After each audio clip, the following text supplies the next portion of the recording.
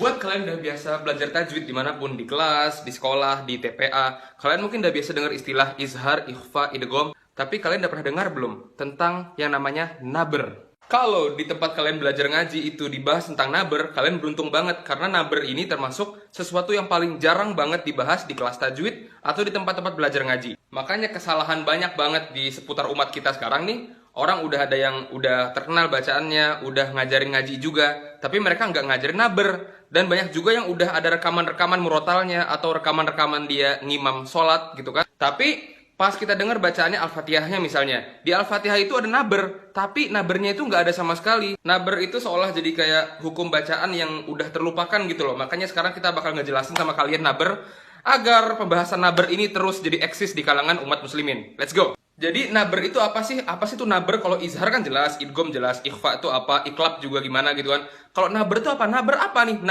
Naber baru denger nih di kuping kita nih apa nih naber? Naber kalau secara bahasa singkatnya ya, itu artinya mengangkat sesuatu di atas kebiasaannya. Misal nih kalian lihat kucing jantan sama kucing jantan berantem di jalan. Kucing jantan nih pengen kawinin si betina nih, tapi kucing jantan ini gak terima karena dia naksir juga sama kucing betina nih. Terus kucing ini kan, nah itu suara yang nah itu naber. Terus misal kalian nonton MotoGP nih, nonton F1, pas mobil datang, mobil F1 datang kan di sirkuit ke daerah kalian duduk, itu suara, nah itu naber. Kalian lagi ospek misalnya di kampus-kampus, terus si apa sih cutting apa bahasanya lah, orang-orang yang ngerjain kalian pada kayak, woi, push up yang bener.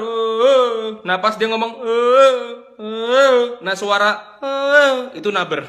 Kalau dalam ilmu tajwid, naber itu artinya mengangkat suara dengan tujuan menjaga atau memperjelas sifat huruf setelahnya, atau untuk menjaga maknanya. Karena ada beberapa ayat yang kalau kita nggak pakai naber di situ, maknanya bisa samar-samar di kuping kita, bisa jadi makna yang lain, bisa nggak tersampaikan makna yang seharusnya dibacakan di ayat itu. Sini deh biar gue perjelas sama kalian, di Quran tuh gimana sih contoh naber-naber di ayat-ayat Al-Quran. Contohnya ya, yang kita paling sering baca naber, tapi kita nggak sadar namanya itu naber, di Al-Fatihah. Shiratal ladzina an'amta 'alaihim ghairil maghdubi 'alaihim waladdallin. Di bagian olin, ngangkat sejenak itu namanya naber. Terus misalnya di surat Abasa, mata'an lakum wa li'an'amikum fa idza ja'atis sakhah, di sakhah, gelombang tadi tuh suara itu naber namanya. Oke, langsung aja kita masuk ke pembahasan kita. Jadi dalam pembacaan Al-Qur'an ada 5 kondisi di saat ayat itu dibaca naber di situ. Setiap kondisi gue bakal kasih contoh banyak banget, jadi kalian tuh nggak salah lagi insya Allah pas baca. Jadi keep up sampai akhir video ya. Kalau misalnya agak lama, ini bener-bener dibahas semuanya tentang naber. Jadi kalian jangan sampai kelewatan sedetik pun. Yang pertama yaitu perpindahan bunyi mad ke huruf yang bertasydid, yang ada tasydidnya, ke selain huruf gunnah, yaitu mim sama nun. Tujuannya agar tasydid terbaca dan terdengar dengan baik. Jadi memperjelas tasydid deh di huruf setelahnya. Contoh yang pertama di ayat As-Saffat ayat 1. Was-saffati saffa, was-saffati saffa. Bukan was-saffati saffa. Kalau gitu kan nggak jelas. Ini setelah so yang panjang tuh yang ada matnya ya. Itu fa-nya ada tasdid apa nggak ada tasdid? Kan nggak jelas kalau kita baca was-saffati saffa. Apa bedanya sama kalau nggak ada tasdidnya? Was-saffati saffa. Kan jadi nggak kedengeran tasdidnya, makanya kasih naber di situ. Wa batsa fiha min kulli dabbah. Nah kayak gitu. Terus di ayat terakhir Al-Mujadalah, la tajidu qauman yu'minuna billahi wal yawmil akhir yuwadduna man haddallaha wa rasulah. Terus contoh terakhir yang tadi di Abasa fa idza ja'atis sakhah. Nah kayak gitu. Kondisi kedua yaitu ketika waqaf. Waqaf tuh berhenti ya. Ketika waqaf di huruf yang ada tasdidnya, yang bertasdid selain huruf gunnah. Ingat ya, kalau gue bilang huruf gunnah berarti nun sama mim. Contoh ayat tentang berbakti pada orang tua, biar kita berkata-kata yang baik. Fala taqul lahuma Jadi salah kalau misalnya kalian baca fala taqul lahuma uff. Bedanya apa? Karena kan di fa-nya itu, di akhir potongan itu, fa-nya ada tasdidnya. Untuk memperjelas kalau itu ada tasdid, angkat suaranya.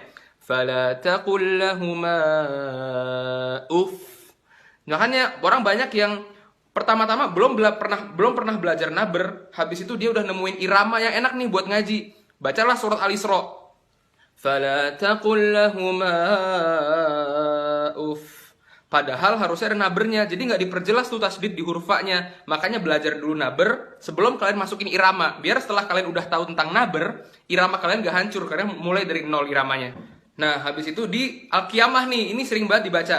Yaqulul insanu yawma idzin ainal mafar. Ainal mafar. Jadi di akhirnya itu kan ada tasdidnya, mafar. Kalian angkat suaranya. Yaqulul insanu yawma idzin ainal mafar. Mafar, bukan ainal mafar.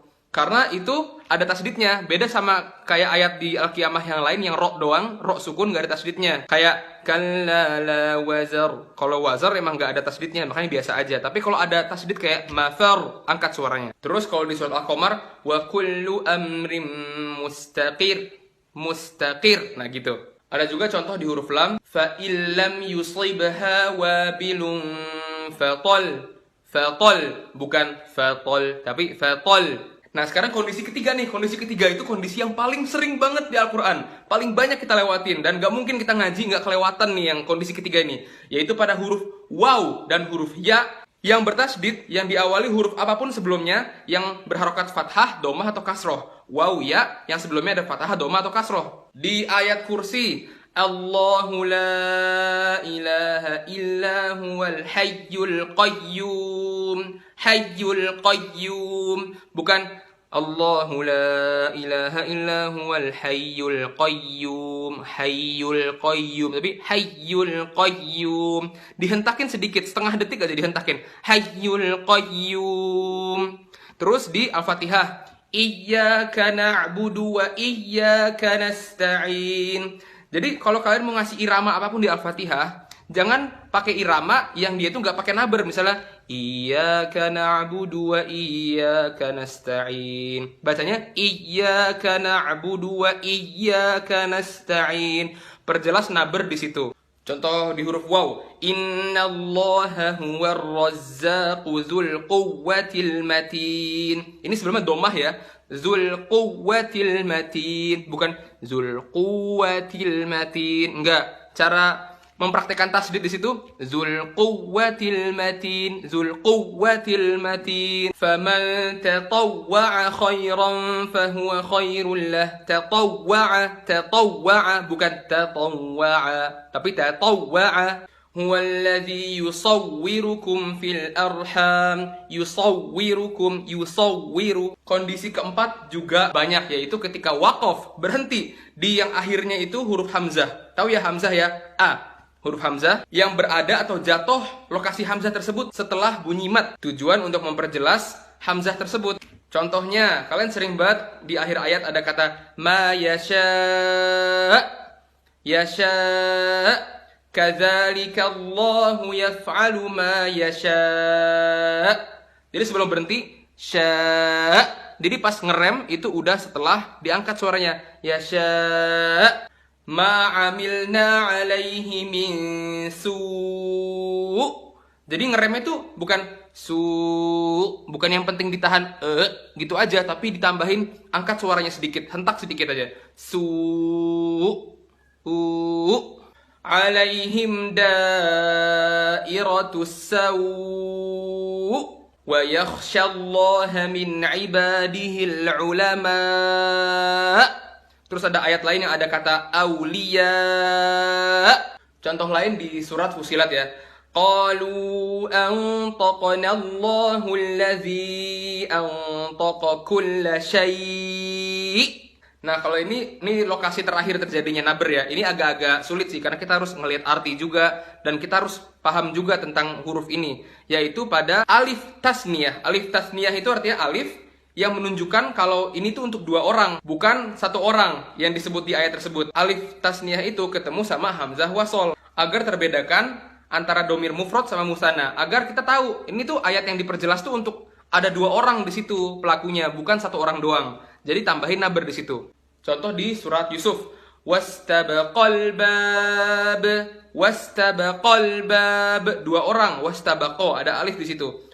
Jadi bukan wastabaqal bab. Bedanya apa kalau ada satu orang sama dua orang, kan nggak jelas. Jadi tambahin naber di situ. Falamma zaqash syajarah, zaqash syajarah, kan dua orang, Adam sama Hawa, bukan zaqash syajarah Adam sendirian gitu kan, enggak, berdua. Falamma zaqash syajarata badat lahuma sawatuhuma wa qala alhamdulillahilladzi faddalana wa qala alhamdulillah, karena qala menunjukkan untuk dua orang bukan seorang doang. Itu aja bahasan untuk naber. Semoga kalian bisa praktekin ke sehari-hari karena banyak banget. Contohnya tadi yang huruf ya sama waw, iyyaka na'budu wa iyyaka nasta'in. Setiap hari kan kita baca Al-Fatihah setiap hari.